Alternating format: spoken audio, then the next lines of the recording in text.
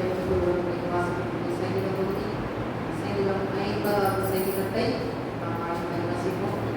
சங்கீதம் 50வது சங்கீதம் பக்கம் 700வது பக்கத்தில் இருக்கிறது. 50வது சங்கீதத்தை நாம் யாவரும் வாசிப்போம். வளமுள்ள தேவனாகிய கர்த்தர் வசனித்து சூரிய விதிக்கு திசை துலக்கி அது அஸ்தமிக்கும் திசை வரைக்கும் பூமியை கூட்டுகிறார். பூர்ண வழியுள்ள சியோனிலிருந்து தேவன் பிரகாசிக்கிறார். அங்கே தேவன் வருவார், மௌனமாகிறார். அவருக்கு முன் அக்கினி பட்சிக்கும், அவரை சுற்றிலும் மகாபுருஷன் கொண்டிருக்காய். அவர் தம்முடைய ஜனத்தை நியாயத்திற்காக வானங்களை பூமிக்கு விடுவார்.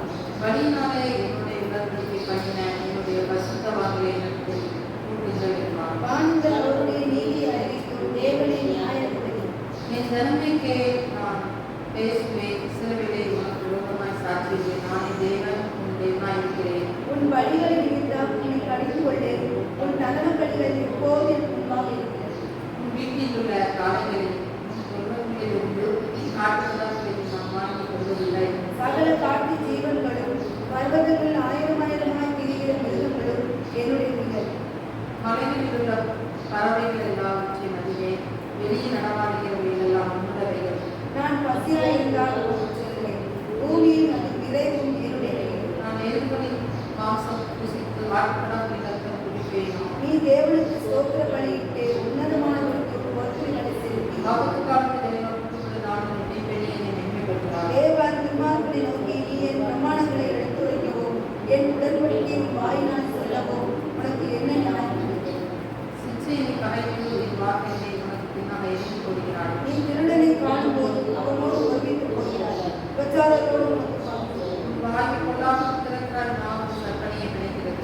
நீ உட்கார்ந்து உன் சகோதரனுக்கு விரோதமாய் பேசி உன் தாய்க்கு அவனுக்கு அவதூறு உண்டாக்குகிறாய். இவைகளை நீ செய்யும்போது நான் மௌனமாய் இருக்கிறேன். உன்னை போல நான் இருப்பேன் என்று நினைவு கொண்ட, ஆனால் நான் உன்னை கடிந்து கொண்ட அவைகளை உன் கண்களுக்கு முன்பாக அவ்வளவுதான் நிறுத்துவேன். தேவனை மறக்கிறவர்களை சிந்தியுங்கள்.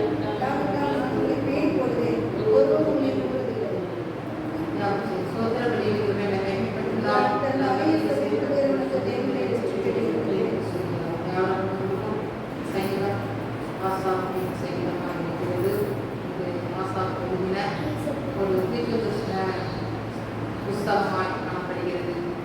இங்கே 1வது வசனத்திலிருந்து நாம் பார்க்கும்போது 6வது வசனம் வரை இங்கே ஆண்டவராய் இயேசு கிறிஸ்து நியாயாதிபதியாய் அங்கே அவர் வர ஆயத்தமாக இருக்கிறார். ஜனங்களுடைய காரியங்களை அவர்களுடைய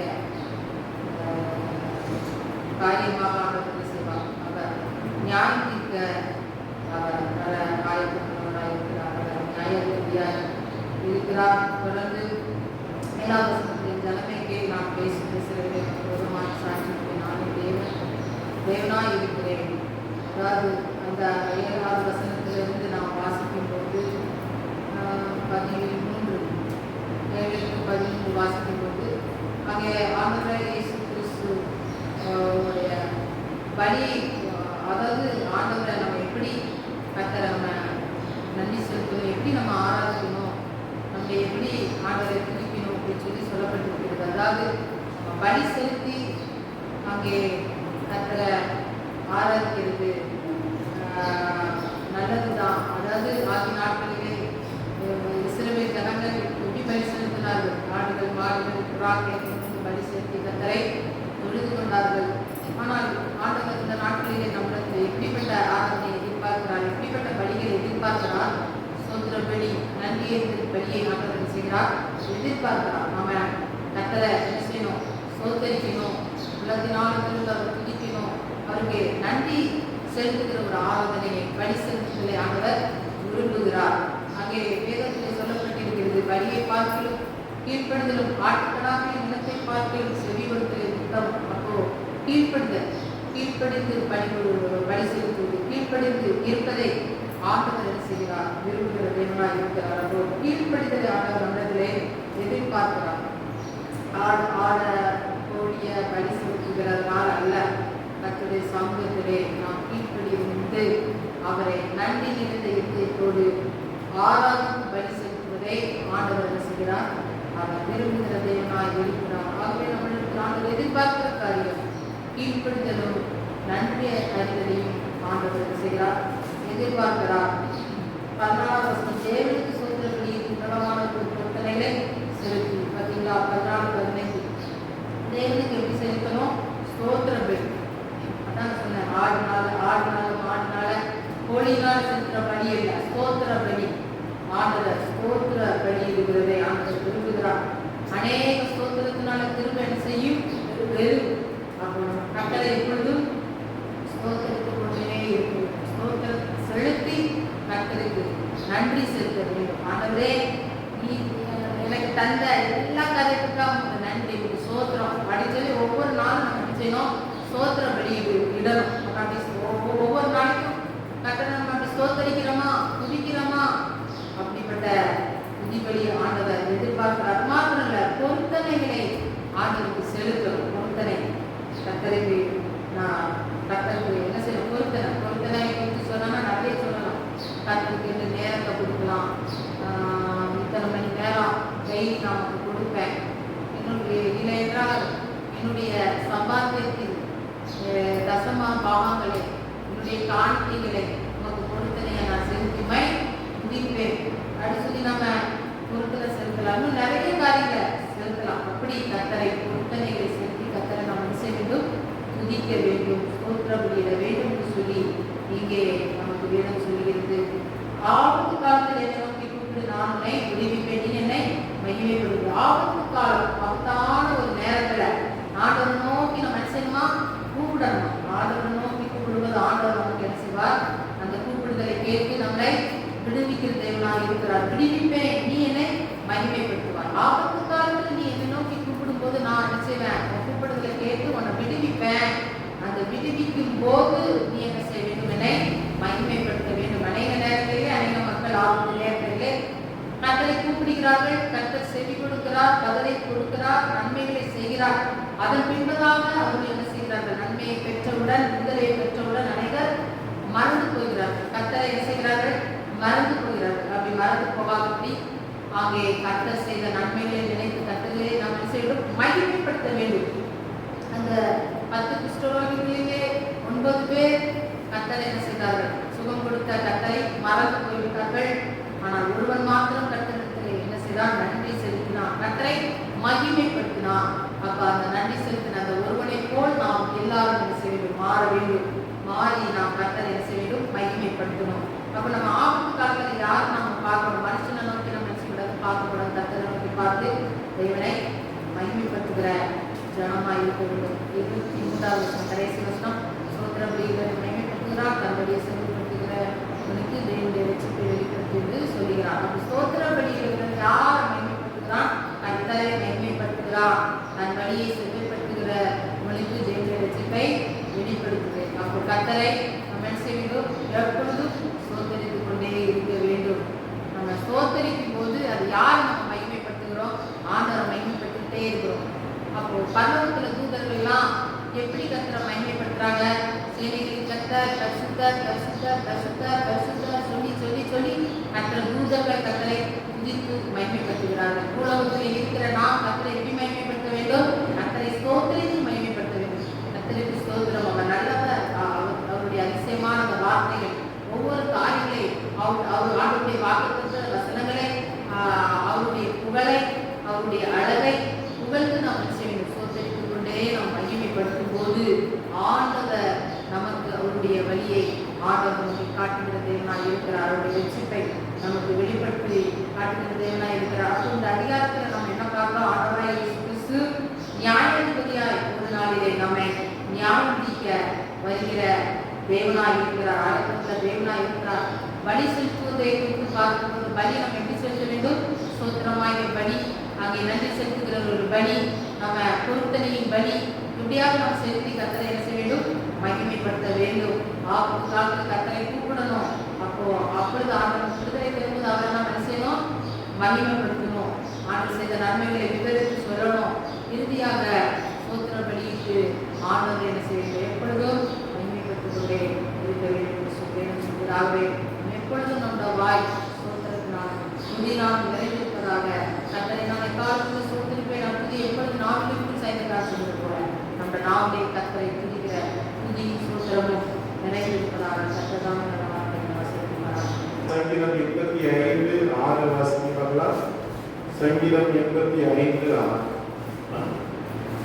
உமது ஜனங்கள் உமது ஜனங்கள் உம்மில் மகிழ்ந்திருக்கும்படி நீர் என்னை திரும்ப உயிர்ப்பிக்க மாட்டீரோ. அல்லேலூயா. பக்கம் 724 பக்கம். பழைய பாட்டிலே 724 பக்கம் எல்லாரும் சேர்ந்து 3 முறை வாசிப்போம். வாசிங்கள். உமது ஜனங்கள் வாசிக்கமா உம்மில் மகிழ்ந்திருக்கும்படி நீர் எங்களை திரும்ப உயிர்ப்பிக்க மாட்டீரோ. இன்னொரு முறை. உமது உமது ஜனங்கள் மகிழ்ந்திருக்கும்படி நீர் எங்களை திரும்ப உயிர்ப்பிக்க மாட்டீரோ. இன்னொரு முறை. உமது ஜனங்கள் உம்மில் மகிழ்ந்திருக்கும்படி நீர் எங்களை திரும்ப உயிர்ப்பிக்க மாட்டீரோ. அல்லேலூயா. அல்லேலூயா. உயிர்ப்பித்தல் என்றால் என்ன? சொல்லுங்க. உயிரோடு ஒரு இறந்து போனதை என்ன செய்வது? உயிரோடு உயிரோடு எழுப்பது. குளித்து போனதை என்ன செய்வது? எரியை செய்வது. உலர்ந்ததை என்ன செய்வது? பசுமையாக்குவது. விழுந்ததை எழுப்புவது. அதுக்கு பேர் தான் என்னது?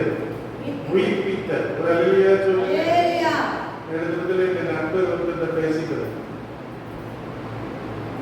அப்போ அப்படி சகோதரி இப்போ புதுசு ஆண்டவரை ஏற்றுக்கொண்டிருக்கார்.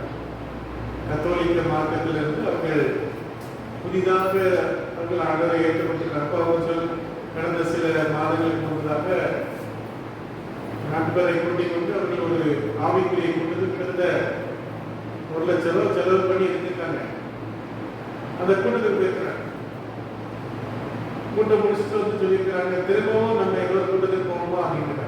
அப்போ ஒரு ரட்சிக்கப்பட்ட புதுசுல பாத்தீங்கன்னா நமக்குள்ள ஆண்டவர் மேல பயங்கரமான ஒரு அன்பு நிறைய சொல்லுது.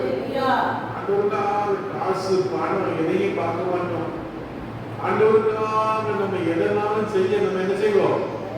ஆயத்தமா நிறைய சொல்லுங்க.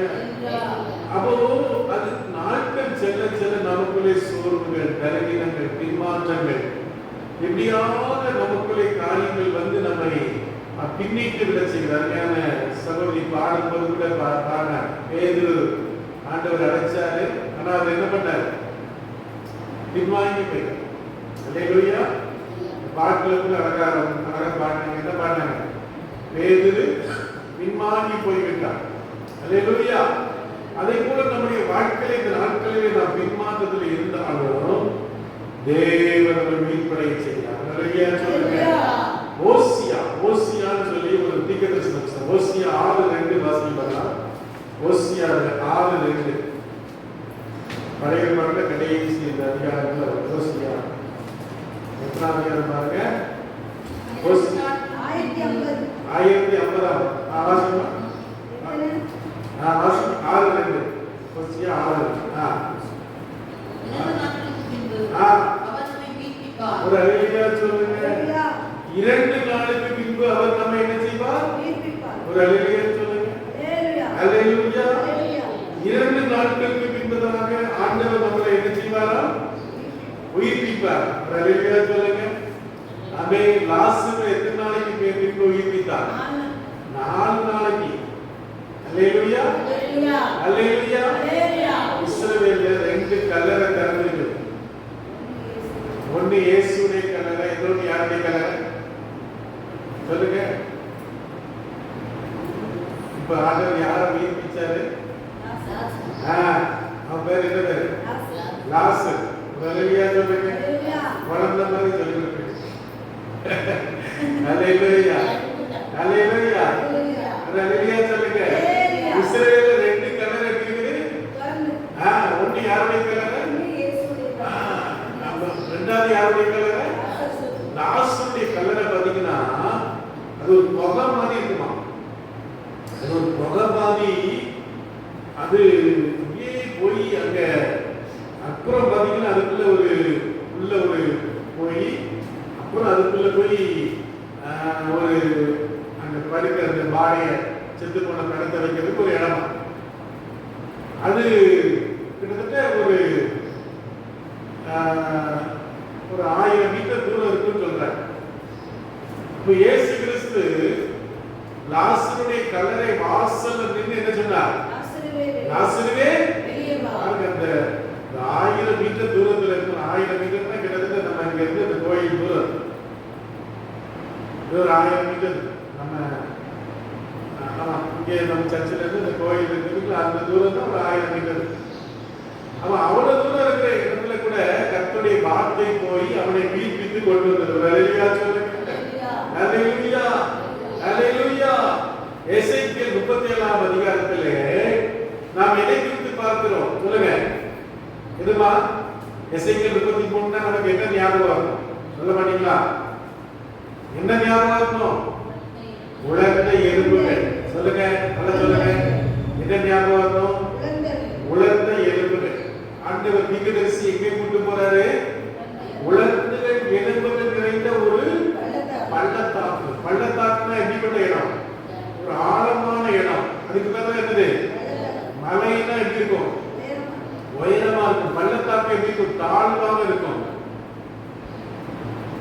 அப்போ அப்படிப்பட்ட ஒரு இடத்துல போயிட்டு அங்க நிறைய எலும்புகளா கிடைக்குது. அது எவ்வளவு வருஷம் ஆச்சு, எத்தனை நூற்றாண்டுகள் ஆச்சுன்னு தெரியல.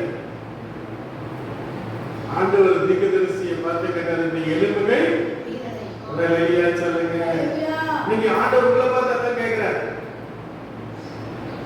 நீ பல வருஷம் ஆயிடுச்சு வேத வாசித்து, நீ பல வருஷம் ஆச்சு ஜோமணி, நீ பல வருஷம் ஆச்சு ஆண்டவரோடு இணைந்து நீ உயிர் அடைவியா? உடலையா சொல்லுங்க. அந்த தீர்க்கதரிசிக்கு நம்பிக்கை இல்லை. அவர் சொன்ன ஆண்டவரை உனக்கே தெரியும். அல்லேலூயா. ஆண்டவர் விடுவதா இல்லை. அவனை பார்த்து சொன்னார், நீ தீர்க்கதரிசன உரை. அல்லேலூயா சொல்லுங்க. அவர் பார்த்தா எலும்புகள் தான் இருந்துச்சு, மனுஷங்களே இல்லை. பார்த்து சொன்னார், எலும்புகளே உயிரிழைங்கள். அல்லேலூயா சொல்லுங்க. எலும்புகளே உயிரிழைங்கள். உடனே எலும்புகள் ஒன்று ஒன்றா சேர ஆரம்பிச்சது. அதுக்கு மேல என்ன வந்துச்சு? நரம்புகள் வந்துச்சு. அதுக்கு மேல சதைகள் வந்துச்சு. இப்போ ஆண்டவர் தீர்க்கதரிசன உரைன்னு சொன்னபோது கர்த்தர் ஆவி அனுப்பு. எல்லா கரங்களை தட்டி கர்த்தரை ஸ்தோத்திரம் பண்ணுவோம். ஹalleluya. தேவர்களே, உங்களுடைய வாழ்க்கையிலே அநேக ஏமாற்றங்கள் இருக்கலாம். அநேக சோர்வுகளுக்கு என் வாழ்க்கையில அற்புதம் நடக்குமா? என்னை தேவன் ஆசீர்வதிக்க முடியுமா? என் வாழ்க்கையை கர்த்தர் உயர்த்த முடியுமா? ஒரு அல்லேலூயா சொல்லுங்க. ஒரு அல்லேலூயா சொல்லுங்க. ஒரு அல்லேலூயா சொல்லுங்க. அல்லேலூயா, அல்லேலூயா, ஆமென். அல்லேலூயா. நமக்குள்ள என்ன தேவை? விசுவாசம் தேவை. அல்லேலூயா, அல்லேலூயா, ஆமென். ஒரு நாட்கள் ஒரு தம்பி ரஷ்யா போய் படிக்கிறாங்க. அப்ப அவன் நிறைய யூடியூப் வீடியோலாம் எனக்கு ரஷ்யா போட்டா ரொம்ப பிடிக்கும். அதை பத்தி படிக்கிறது, பார்க்கறது, அந்த இது பண்றது ரொம்ப பிடிக்கும். அப்போ வச்சு பார்த்துட்டு இருக்கும்போது அது நான் ரஷ்யால வீடு வாங்கியிருக்கேன். ஒரு அலையா சொல்லுங்க. 8 லட்சம் 10 லட்சத்துக்கு வீடு வாங்கியிருக்கேன். ஒரு அலையா சொல்லுங்க. அப்ப அவருக்கு ஒரே சந்தோஷம். அது போயிட்டாரு. அந்த சின்ன ஒரு வீடு தான், ஒரு மரத்தாலான வீடு. அதை வாங்கியிருக்காரு, அதை போட்டுருந்தாரு. 2 லட்சத்துல நண்பர் சொன்னார், யூரோப்ல கிட்டத்தட்ட 2 லட்சம் இருந்தா வீடு வாங்கிருக்காரு. எத்தனை லட்சம்? 2 லட்சம் இருந்தா யூரோப்ல வீடு வாங்கலாம். அல்லேலூயா. அப்ப அருமையான தேவ பிள்ளைகளே, முடியாதவர்களை முடிய செய்கிறது. ஆமென். அல்லேலூயா. எனக்கு எல்லாம் முடியும். நம்ம தான் நினைக்கிறோம், அப்படி இப்படி இது முடியாதா, அது முடியாதா, அப்படி இப்படி நினைச்சிட்டு இருக்கோம். தேவனால் எல்லாம் ஆகும். தேவன் நம்மை ஆசீர்வதிக்க முடியும், நம்மை உயர்த்த முடியும், நம்மை பாழாக்காமல் தலையாக்க முடியும். அல்லேலூயா. தேவன் நம்மை வாழ்க்கையிலே அற்புதங்களை செய்ய முடியும். எத்தனை பேர் விசுவாசிக்கிறீங்க? அல்லேலூயா. மொபைல் போன் வச்சிருக்கிறோம் நம்ம. அது எவ்வளவு அழகா இருந்தாலும் அதுல என்ன தேவை? பேட்டரியில என்ன இருக்கணும்? சார்ஜ் இல்லைன்னா அதை தூக்கி எரிஞ்சிக்கும், குப்பையில தான் தூக்கி போடும். அல்லேலூயா. அதை போல இன்னைக்கு தேவ பிள்ளைகளாகிய நம்முடைய வாழ்க்கையிலே நாம எப்பவும் ஆவிக்குரிய சார்ஜ் உடையவர்களாக அல்லேலூயா. அல்லேலூயா. ஏன் உயிர்ப்பிப்பு தேவை? ஏன் உயிர்ப்பிப்பு தேவை? வாசிங்க மத்தேயு 24:12. சீக்கிரமா இருக்கு வாசிங்க. மத்தேயு 24:12. வெளிப்படுத்தல் 2:4. ரெண்டு ஒருத்தர் ஒன்று இன்னொருத்தர் இன்னொரு. 24:12. ஆமென். அக்கிரமம் அதிகமாகிறதால் அநேகருடைய அன்பு என்ன செய்யுமா? அன்பு என்ன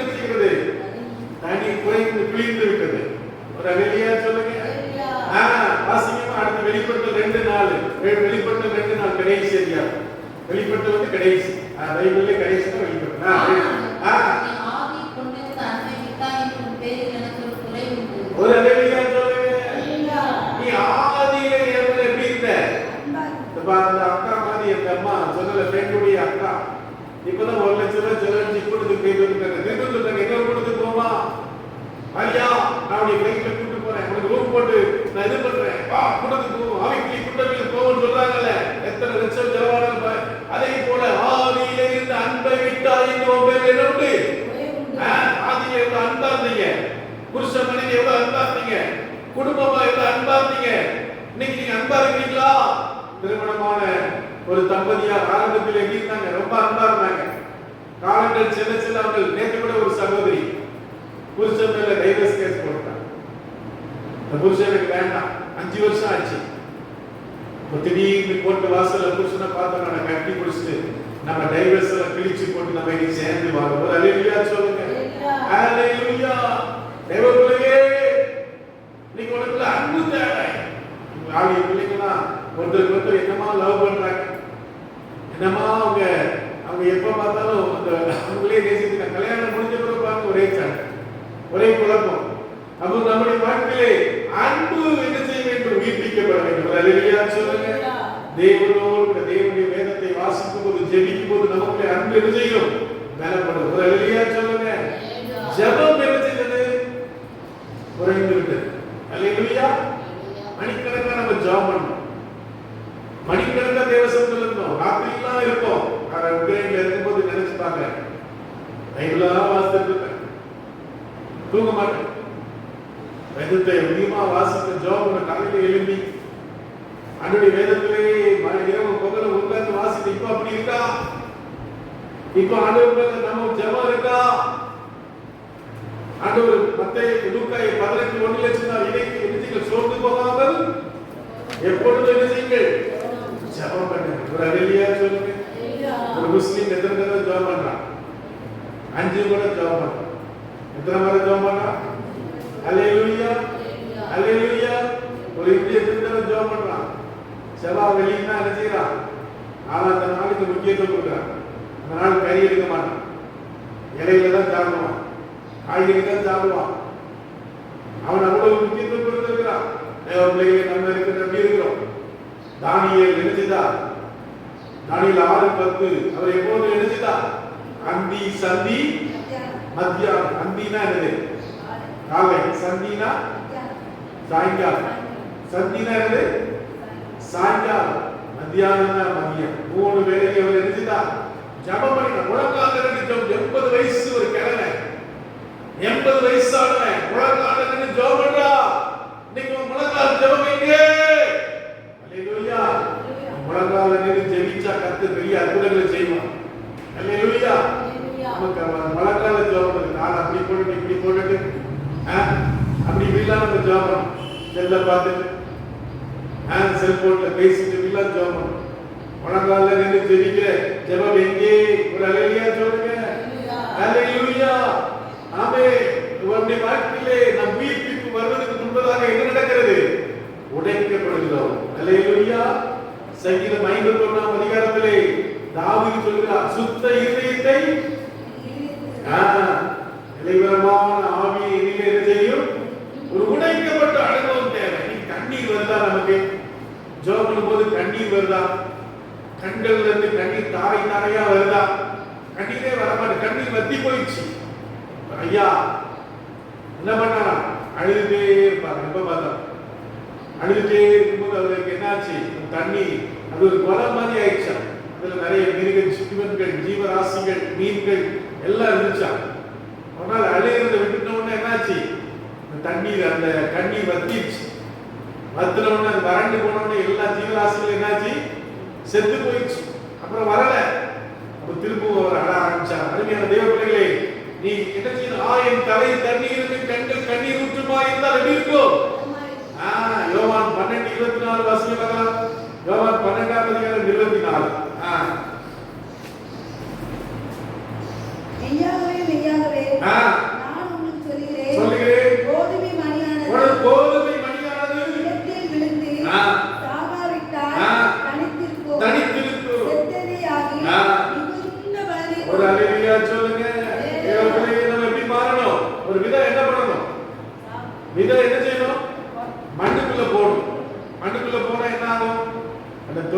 உதிரும். தோழி உதிர்ந்து அதுக்குள்ள இருந்து என்ன செய்யும்? அந்த முளை கிளம்பி வரும். அல்லேலூயா சொல்லுங்க. ஒரு பெரிய மரமாக வளரும். அல்லேலூயா சொல்லுங்க. நம்ம தேவ பிள்ளைகளே, நம்மை நாமே ஆண்டவரே என்னை நீ வெறுக்காதே. தன்னை ஒருவன் என்னை பின்பற்றி வர விரும்பினால் அவன் என்ன செய்யணும்? தன்னை வெறுத்து தன் சிலுவையை எடுத்துக்கொண்டு என்ன செய்ய வேண்டும்? வெறுக்கணும். அப்படி பண்ணணும், இப்படி பண்ணணும், அதை பண்ணணும், இதை பண்ணணும், பல காரியங்கள்லாம் செய்யணும். நம்மள வெறுக்கிறோமா? பவுல் சொல்ற அனுதினமும் சாகிறேன், அனுதினமும் சாகிறேன், கற்ப வேதனைப்படுகிறேன். கற்ப வேதனைப்படுகிற ஸ்திரீ எல்லாம் கற்ப வேதனைப்பட்ட பிள்ளை வந்திருக்கீங்க. எப்படி கொடுமையான வேதனை. பிள்ளைய 10 மாசம் வயிற்றுல சுமக்கிறது எப்படிப்படுது? தூங்க முடியாது, இருக்க முடியாது, சாட முடியாது, நடக்க முடியாது, மூச்சு விட முடியாது. அல்லேலூயா. அருமையான தேவ பிள்ளைகளை, நாம் ஒரு கோதுமை மணியாய் மாற வேண்டும். அல்லேலூயா, அல்லேலூயா. நம்முடைய வாழ்க்கையிலே மீட்பு வேண்டும் என்றால் தேவன் நம்மை அனுப்ப வேண்டும். அல்லேலூயா. வாசிங்கள் சகரியா 4:6. சகரியா புஸ்தகம் பழைய ஏற்பாட்டில் கடைசி முந்தின அதிகாரம். அப்பொழுது அவர் செல்வாக்குக்கு சொல்லப்படுகிற கர்த்தருடைய வார்த்தை என்னவென்றால் பலத்தினாலும் அல்ல, பராக்கிரமத்தினாலும் அல்ல, என்னுடைய ஆவியினாலே ஆகும் செய்தார். அல்லேலூயா, அல்லேலூயா. பலத்தினாலும் அல்ல, பராக்கிரமத்தினாலும் அல்ல. ஒரு அல்லேலூயா சொல்லுங்க. நான் பலத்தை வச்சு, சாமர்த்தியத்தை வச்சு, திறமையை வச்சு நான் பல காரியங்களை சாதிப்பேன் நினைச்ச முடியாது, சாதிக்க முடியாது. விஜய் அவர்கள் வந்திருக்கிறாங்க முதலமைச்சரா. அப்படி பண்ணிப்பேன், இப்படி பண்ணிப்பேன், அதை செஞ்சுவேன், இதை செஞ்சுவேன். இப்ப வந்துட்டு எல்லாம் என்ன ஆயிட்டு வாயை திறக்க மாட்டேன். அல்லேலூயா. எல்லாம் புஸ்வானமா போயிடுச்சு. ஏன்னா சாதாரண விஷயம் இல்லை. அரசியல் என்பது சினிமா படத்துல சொல்றது நடிச்சுட்டு போயிடலாம். அரசியல்ல பாருங்க, ஒருத்தர் எனக்கு அது பிரச்சனை, இது கரண்ட் இல்லைங்கிறா, எனக்கு பிள்ளை கெடுத்துட்டாங்கிறா, கொண்டுட்டாங்கிறா, அதுங்கிறா, இதுங்கிறா, இப்படி யோசிச்சு பாருங்க. அப்ப அதுக்கான தேவ பிள்ளைகளே, நம்முடைய திறமையினாலோ தாளத்தினாலோ அல்ல, தேவ கிருபையினால். ஒரு அல்லேலூயா சொல்லுங்க. அல்லேலூயா, அல்லேலூயா. ஆமென். எங்கெல்லாம் தேவ பிள்ளைகள் முழங்காலிட்டு ஜெபித்தார்களோ அங்கெல்லாம் கர்த்தர் ஒரு பெரிய எழுப்புதலை கட்டளையிட்டார். ஒரு அல்லேலூயா சொல்லுங்க. அல்லேலூயா. எது நம்முடைய வாழ்க்கையிலே உயிர்ப்பித்தலை தடுக்கிறது? எழுப்புதலை தடுக்கிற பாவம் என்ன? மறைந்த பாவம். அல்லேலூயா, அல்லேலூயா. நம்முடைய வாழ்க்கையில ஏதாவது பாவங்கள் மறைந்திருக்குதா? தேவனுக்கு பிரியமில்லாத காரியம் இருக்குதா? அகந்தை, பெருமை. பெருமை உள்ளவங்க தேவன் எப்படி இருக்கிறார்? எதிர்த்து நிற்கிறார். பெருமை இருக்கக்கூடாது. ஆண்மையா இருக்கு. எனக்கு ஒன்றும் தெரியாத கற்றுத்தாங்க. எனக்கு ஒரு சமயத்திலே ஆசா யுத்தத்துக்கு போகிறார். அங்கே எத்தியோப்பியனாகிய ஒரு ராஜா எத்தனை ஆட்களோட 10 லட்சம் பேரோட இருக்கான். இவன் 5 லட்சம் பேர் தான் இருக்கிறாங்க. நிச்சயமா யுத்தத்துல தோத்து போவான். ஒரே ஒரு ஆண்டவருடைய சமூகத்துல போய் ஜெபம், ஆண்டவரே பலம் உள்ளவனாகிலும் பலன் உங்களுக்கு லேசான காரியம் அப்பா, எங்களுக்கு உதவி செய்ய மாட்டவரே, எங்களுக்கு உதவி செய்ய சொன்ன போது ஆண்டவர் பெரிய வெற்றியை கட்டினார். அல்லேலூயா, ஆமென். தேவனுடைய பெருமை நமக்கு வேண்டாம். மணிக்காத மனம். நான் இவங்களை மணிக்க மாட்டேன், உங்கள்கிட்ட பேச மாட்டேன், செத்தாலும் நான் நினைச்ச மாட்டேன் அப்படிங்கிற மனசுல நமக்குள்ள இருக்கக்கூடாது. நம்ம மணிக்கணும், தினமும் மணிக்கணும். பேதுரு போய் ஆண்டவர்கிட்ட கேட்கிறாரு, என் சகோதரன் எனக்கு விரோதமாய் பாவம் செய்தால் எத்தனை முறை? 7 தடவை தான் மன்னிக்கணுமான்னு கேட்கிறார். இல்ல 7 70. ஒரு அல்லேலூயா சொல்லுங்க. அவருடைய ஆயுசு நாட்கள் எத்தனை வருஷம்? 70 வருஷம். நாள்ல 7 தடவை மன்னிச்சாலும் அப்ப 70 7 எவ்வளவு ஆச்சு பாருங்க. அத்தனை தடவை நாம் மன்னிக்க வேண்டும். அல்லேலூயா. உலக ஆசை ஆண்டவரும் வேணும், உலகமும் வேணும். உலகத்துல நான் அப்படி இருக்கணும், எப்படி இருக்கணும், 4 பேர் மதிக்கணும், எல்லாம் அப்படி பண்ணணும், இப்படி பண்ணணும் நினைச்சீங்கன்னா அதுல கர்த்தருடைய எழுப்புதல் வராது. அல்லேலூயா. மூலமா எழுதப்பட்ட ஒரு புத்தகத்தை அவர்கள் பார்த்தபோது அதுல இருந்து நியாயப்பிரமாணத்தை வார்த்தைகளை சொன்னபோது அவர்கள் எல்லாம் மனம் திரும்பினார்கள். அல்லேலூயா. நினிவே ஜனங்கள் மத்தியிலே யோனா போய் என்ன செய்தார் சொல்லுங்க? பிரசங்கம் பண்ணார். 7 நாள் 40 நாள் உண்டு. அதுக்குள்ள இந்த பட்டணம் என்ன செய்யும்? அழிக்கப்படும். எதை சொல்கிறது? அங்க ஆடு மாடு இடத்துல நம்ம எல்லாம் உபாசம் ஆடு மாடுகள் என்ன வச்சுக்கிறோம்? சாப்பாடு வச்சுட்டா நம்ம வரும். ஆடு மாடு கூட எதை செய்யல, பால் குடிக்கிற குழந்தை கூட என்ன செய்யல, கொடுக்கல. உபவாசம் ஜெபம் பண்ணாங்க. கர்த்தர் ரட்சிப்பை கட்டளையிட்டார். ஒரு அல்லேலூயா சொல்லுங்க. அல்லேலூயா, அல்லேலூயா, ஆமென். அப்படி ஒரு வைராக்கியம் வேணும். ஒரு சமயம் அந்த நம்முடைய ஜார்ஜ் ஜெபராஜுக்கு போலீஸ் தேடிட்டு இருக்கும்போது தம்பியை தூக்கி போயிட்டாங்க. அந்த தம்பி என்ன பண்ணாங்க, போலீஸ் தூக்கி போயிட்டாங்க. வந்து நேரா வீட்டில் வந்து அரெஸ்ட் பண்ணி பாரு, இல்லை உனக்கு தெரியும் சொல்லு, நீ என்ன செய்யணும் பாரு, தூக்கி போயிட்டாங்க. அப்ப எல்லாரும் எப்படி இருக்கிற ஆசிரியர் பிள்ளைங்க எல்லாம் சேர்ந்து உபவாசம் இருந்து கண்ணீரோடு ஜோமிக்கிறாங்க. காலையில கூட கொண்டு வந்து வீட்டில் இருக்கிறாங்க. ரெடியா வச்சிருக்கு. அல்லேலூயா. ஒரு எஸ்ஏ பொம்பளை கூட்டு போயிருக்க பாருல, நீ பாரு உடம்புல ஒரு எலும்பு இல்லாம எல்லாத்தையும் நொறுக்கி உன்னை என்ன பண்ற பாருன்னு சொல்லிருக்க. எல்லாம் பிள்ளைகள் எல்லாம் உபவாசம் இருந்து ராத்திரிங்க அப்பாவை கொண்டு வாங்க ஜோம் போயிட்ட உடனே கர்த்தர் காலையில கொண்டு வந்து ஒரு அல்லேலூயா சொல்லுங்க. தேவன் நம்முடைய ஜெபத்தை கேட்கிறார். அல்லேலூயா. வைராக்கியமா ஜெபம் பண்ணணும். சக்கரத்துல சாப்பாடு சாப்பிட பாப்பாடு வேண்டாம். அண்ணா ரெண்டு ஜெபம் பண்ணா புருஷன் சொன்னா 10 பிள்ளைகளை பார்க்கிறோம். நம்மளும் பெருசுல அப்படி இல்ல பேசினான். நான் பேச்செல்லாம் கொண்டு தூரம் கொண்டு நான் உபவாசம் பண்ணி கண்டு ஜோப் பண்ண கொடுக்கணும்னு சொல்லி அவன் வைராக்கியமா ஜெபிக்கும் போது கர்த்தர் 5 பிள்ளை கொடுத்தார். ஒரு அல்லேலூயா சொல்லுங்க. அருமையான தேவனுடைய ஜெபத்தின் அக்கினி. அல்லேலூயா. ஒடுலத்தாக்கள் 18ஆம் அதிகாரத்தில் நம்ம யாரை குறித்து வாசிக்கிறோம்? எலியா தீர்க்கதரிசி. அல்லேலூயா. பாகால் தீர்க்கதரிசி 850. எலியா தீர்க்கதரிசி ஒருத்தன் தான். அப்போ அவன் பாகாலே வா பாகாலே வா பாகாலே வான்னு சொல்லிடான். ஒரு மாட்டை வெட்டி அதை எரிஞ்சில பலி செலுத்தி கூட ஒண்ணு வரல. கர்த்தருடைய தீர்க்கதரிசி வந்தான். கர்த்தருடைய பலிபீடத்தை செட் பண்ணிட்டான். அதுக்கு இஸ்ரவேல் பேர் வச்சான். அது மேல விறகு ஊத்துனா வச்சான். அது மேல காளையை சந்தா வெட்டி அது மேல தண்ணியை குடகுடமா ஊத்தி ஆண்டவரே இந்த ஜெபத்தை கேட்டதுன்னு சொன்னார். கொடுக்கணும். அரோதுல அக்கினி வந்து அதை பட்சித்து கொண்டு ஒரு அல்லேலூயா சொல்லுங்க. ஜெபம் பெரிய ஜெபம் தான் பண்ணல. கிட்டத்தட்ட 30 வார்த்தை தான் ஜெபத்துல வாஸ்தவாதீங்க. என்னை கேட்டதும் ஜெபம் பண்ணோம். ஒரு அல்லேலூயா சொல்லுங்க. ஒரு தாய் தன் மகனுக்காக 20 வருஷம் ஜெபம் பண்ணாங்க. எத்தனை வருஷம்? 20 வருஷம் ஜெபம் பண்ணாங்க. அவன் சொன்னா இங்க இருக்கிற மலை இந்த இடத்தை விட்டு போயிட்டு நான் என்ன செய்வேன்?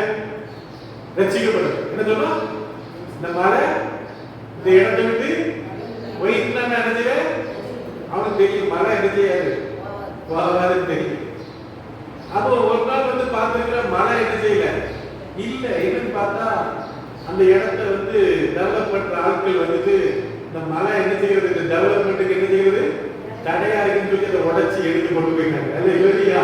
அவன் ரட்சிக்கப்பட்டுட்டான். அல்லேலூயா சொல்லுங்க. ஆண்டவர் காரியங்களை செய்கிறவராக இருக்கிறார். அல்லேலூயா. ஆண்டவரால கூடாத காரியம் என்ன செய்யல, ஒண்ணுமே இல்லை. ஒரு அல்லேலூயா சொல்லுங்க. பரிசுத்த ஆவியினுடைய வேலை. பரிசுத்த ஆவி என்ன செய்கிறார்? அப்போஸ்தலர் 2ஆம் அதிகாரத்தில் எத்தனை பேர் கூடியிருந்தாங்க? 120 பேர் கூடியிருந்தாங்க. அதெல்லாம் வேற வாசம் பேசுறவங்க பல இடத்துல இருந்து வந்திருந்தாங்க. பரிசுத்த ஆவியோட வந்தபோது அவர்களுக்கு என்ன வந்துச்சு சொல்லுங்க? அக்கினி வந்துச்சு, வல்லமை வந்துச்சு, வித்தியாசமான அந்த மொழிகளை பேசினாங்க. அப்படி ஆத்துமாக்கள் எத்தனை பேர் அன்னைக்கு ரட்சிக்கப்பட்டாங்க? 3000. ஒரு அல்லேலூயா சொல்லுங்க. எழுப்புதல் ஒரு நாள் வந்தா போது சபையில 10 ஆராதனை நடக்கும். அல்லேலூயா. அல்லேலூயா. அருமையான தெய்வ பிள்ளைகளே, ஆண்டவர் பெரிய வாசிங்க. எரேமியா 23:29 வாசிங்க. எரேமியா 23:29 பக்கத்துல சொல்லுமா? நம்ம அறிவு என் வார்த்தை எத்தனை பக்கம்? 904. பழைய பாட்டுல 904. சொல்லுங்க. என் வார்த்தை அக்கினியை போலும் கண்மலையை முழுக்கும் சமட்டியை போலும் இருக்கிறதல்ல. அல்லேலூயா. என் வார்த்தை என்ன செய்யுமா? அக்கினியை போடும் கண்மலையை முழுக்கும் சமட்டியை உடைக்கும். ஆண்டவர் சொல்றார், உன்னை புதிதும் கூர்மையுமான நீ என்ன செய்வாய்? மலையை உடைத்து போடுவாய். அல்லேலூயா சொல்லுங்க. மலை போல இருக்கிறது அந்த மிஷின் போய் என்ன செய்யுது? அந்த கம்பு டன் அடிக்கிறான். அந்த பெரிய அந்த தன் யானை நம்பிக்கை மாதிரி இருக்கிறது அதை செஞ்சிடான். டப்புன்னு அடிக்கிறான். எவ்வளவு பெரிய கடல்ல அடிக்கிறது உடஞ்சி போயிடுது. ஒரு அல்லேலூயா சொல்லுங்க. அப்ப ஆண்டவருடைய வார்த்தை இவருடைய வாழ்க்கையில் இருக்கிற கடினமான பகுதியில் என்ன செய்யும்? உடைச்சு போடும், உங்களை சுத்திகரிக்கும். அல்லேலூயா, அல்லேலூயா. இருபுறமும் கற்புள்ள பட்டை உங்களை சுத்திகரிக்கிறது. ஆண்டவருடைய வார்த்தை உங்களை எப்படி மாற்றுது? சுத்தமாக மாற்றுகிறது. அல்லேலூயா. உங்களை எழுப்புகிறதா இருக்கிறது. ஆண்டவருடைய வார்த்தை உங்களுக்குள்ள வருவது என்ன வருகிறது? பலன் வருகிறது. அல்லேலூயா, அல்லேலூயா. ஆண்டவர் பிறவி சப்பாடிகள் எல்லாம் பார்த்து எழுப்பி நட சொல்லும்போது அவங்க என்ன செஞ்சாங்க? நடந்தாங்க. செத்தவர்களுக்கு ஆண்டவருடைய வார்த்தை போன போது அவங்க உயிர் பெற்றாங்க. ஒரு 100க்கு அதிபதி ஒருத்தன் வந்தான். என் வேலைக்காரன் வியாதியா கிடக்கிறான், என் வீட்டுக்கு நீர் கூட்டு போலாம், ஆனா நான் என்ன செய்யல, தகுதி கிடையாது, ஒரு வார்த்தை சொல்லு. ஒரு அல்லேலூயா சொல்லுங்க. அவன் சுகமானவன். அவன் கேட்டான், எந்த நேரத்தில் அவன் சுகமானான்? ஒரு அல்லேலூயா சொல்லுங்க. நேற்று தினத்துல எப்போ ஆண்டவர் அவன் சுகமானான்னு சொல்றாரு, அதே நிமிஷத்துல ஒரு அல்லேலூயா சொல்லுங்க. அல்லேலூயா. யோசுவா 24:15 சொல்கிறது, நான் என் வீட்டார் என்றால் கர்த்தருக்காக ஊழியம் செய்வோம். என் குடும்பம் கர்த்தருக்கு ஊழியக்கார குடும்பம். என் பிள்ளைகள் கர்த்தருடைய ஊழியத்தை செய்வார்கள். நானும் கர்த்தருக்கு பிள்ளைகளுமாக நினைச்சுவோம். குடும்பத்துல ஜெபம் பண்ணுவோம், குடும்பத்துல நாங்க பிரசங்கம் பண்ணுவோம், குடும்பமா நாங்க தேவனை ஆராதிப்போம். ஒரு அல்லேலூயா சொல்லுங்க.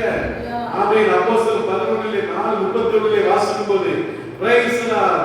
அப்போஸ்தலர் 4:31 அவங்க என்ன செய்தார்கள்? அவர்கள் ஜெபம் பண்ணின போது என்ன செய்தது? சொல்லுங்கம்மா. கூடியிருந்த இடம் என்ன செய்தது? அசைந்தது. அவர்களுக்கு ஒருமனம் வந்தது, பரிசுத்தம் வந்தது, அவர்களுக்கு வல்லமை வந்தது. அவர்கள் தைரியமாய் பிரசங்கம் பண்ணின போது ஒரு அல்லேலூயா சொல்லுங்க. என்ன வந்துச்சு? அசைவு. கடந்த நாட்களிலே பிலிப்பைன்ஸ்ல என்ன வந்துச்சு? பயங்கரமான வெளிநடப்பு. எனக்கு வேதனையா இருந்துச்சு. நம்ம பாஸ்டர் பிள்ளைங்க எங்க படிக்கிறாங்க? பிலிப்பைன்ஸ்ல தான் போய் டாக்டர் படிக்கிறாங்க. அப்படிதான் நமக்கு வேதனை. இவங்க பிள்ளைங்களுக்கு என்ன ஆச்சுன்னு தெரியலையே, இந்த பிள்ளைங்க பத்திரமா இருக்காங்களா? நிறைய இந்திய பிள்ளைங்க போய் படிக்கிறாங்க பிலிப்பைன்ஸ். அங்க பாத்தீங்கன்னா எல்லாம் அப்படியே ஆடுது. சும்மா ஒருத்த இந்த பில்டிங் வந்து ஒருத்த எப்படி உழுக்குனா எப்படி இருக்கும், ஒரு மரத்தை ஒருத்த உழுக்குனா எப்படி இருக்குமோ அப்படி ஆடுது. அப்படியே டபடபட கீழே உழுது. பத்திரமா ஒரு இடத்துல இருக்காங்க, திருப்பி ஒரு மேல பெரிய பெரிய பில்டிங்லாம் உழுது. பயங்கரமா இருக்கு பார்க்கவே. அருமையான தேவன் அப்படி ஒரு அசைவு கர்த்தர் உண்டாக்கினார். 16ஆம் அதிகாரத்துல பவுலும் சீலாவும் பாடி துதித்த போது அதே போல ஒரு அசைவு உண்டானது. அல்லேலூயா சொல்லுங்க. இந்த கடைசி காலத்திலே நீங்கள் நாளும் சேர்ந்து கர்த்தரை துதிக்கும் போது தேவனுடைய சபையிலே ஒரு அசைவை கட்ட எல்லா காரியங்களையும் சொல்றாங்க. அல்லேலூயா. 1 தீமோத்தேயு 4:12 பவுல் சொல்கிறார், உன் விளைவை குறித்து எவனும் அற்பமா எண்ணாதபடி நீ என்ன செய்? இந்த வாழ்க்கையிலும் செயலிலும் மற்றவர்களுக்கு நீ எப்படி முன்மாதிரியா இருக்கணும். அல்லேலூயா.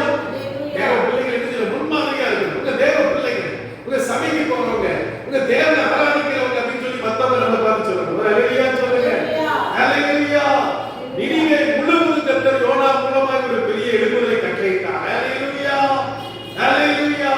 வேல்ஸ் தேசத்திலே பிரைஸ் ஒரு தேவ மனுஷன் அங்க ஜெபம் பண்ணான். ஜான் நாக்ஸ் சொல்லி ஒரு மனுஷன் ஜெபம் பண்ணான். ஆமென். அவர் ஜெபம் பண்ண கிட்டத்தட்ட 1 லட்சம் பேர் ரட்சிக்கப்பட்டாங்க. ஒரு அல்லேலூயா சொல்லுங்க. இதே தூத்துக்குடியில ஒருத்தர் வீட்டுக்கு பிளம்பர் வந்தார். பிளம்பர் வேலை பார்க்கறாங்க. நம்ம அக்கா வீட்டு பக்கத்துல அந்த சபை, நம்ம பேர் என்ன, நம்ம மனவர சங்க சபை தான் அந்த சபை. அப்போ மனவர சப்பாங்க இருக்கிற ரோஸ் பாண்டிய காலத்துல இதே தூத்துக்குடியில இந்த என்ன குளம் பேர் என்னது? குளம் இருக்கு, அது பேர் இந்த தூத்துக்குடியில இருந்து போற வழியில ஒரு குளம் இருக்கு, கோரம்பலம். இந்த கோரம்பலம் குளத்துல ஒரே நாள்ல 1000 ஞானஸ்தானம். இதே தூத்துக்குடியில சில ஆண்டுகள் முன்பதாக இந்த கோரம்பலம் குளத்துல 1000 பாலா சாரிக்கு ஒரு ஊழியக்காரர் பிரசங்கம் பண்ணும்போது 1000 பேர் ரட்சிக்கப்பட்டு ஞானஸ்தானம் எடுத்தாங்க. அல்லேலூயா சொல்லுங்க. இதே தூத்துக்குடியில எத்தனையோ செத்து போனவங்களை கர்த்தர் உயிரோடு எழுப்பியிருக்கிறார். அல்லேலூயா. ஆண்டவர் இன்னைக்கும் செய்ய வல்லவராய் இருக்கிறார். இன்னைக்கு ஒரு எழுப்புதலை தர வல்லவராய் இருக்கிறார்.